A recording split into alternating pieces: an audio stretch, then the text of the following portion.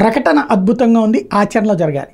Jaganmohan Reddy fail అయ్యాడు, చేసి చూపించాల్సిన బాధ్యత నాదెళ్ల మనోహర్ మీద ఉంది.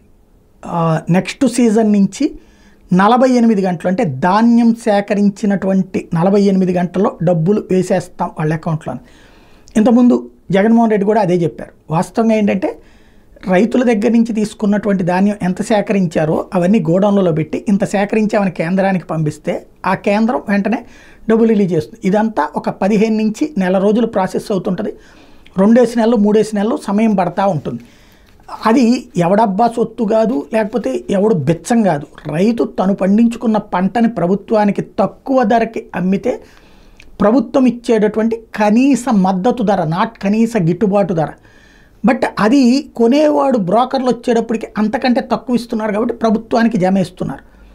అవి కూడా డబ్బులు ఆలస్యం అవుతూ ఉండేటప్పటికి అల్లల్లాడుతూ ఉంటారు. అది సరిచేస్తానని చెప్పి జగన్మోహన్ రెడ్డి అంటే రాష్ట్ర ప్రభుత్వం తరపున డబ్బులు పెట్టేస్తాం, ఆ తర్వాత మేము రీఎంబర్స్ చేసుకుంటామన్నారు. అట్లాగా ఆగిపోయినాయి. మొన్న మధ్యన 1000 కోట్ల రూపాయలకు పైగా మాట్లాడుకున్నాం కదా. అది ఇప్పుడు మొన్నేళ్ళు అడిగొచ్చారు కేంద్ర ప్రభుత్వాన్ని అని చెప్పేసి, నాదెళ్ల మనోహర్ ఇళ్ళు అడిగొచ్చారని.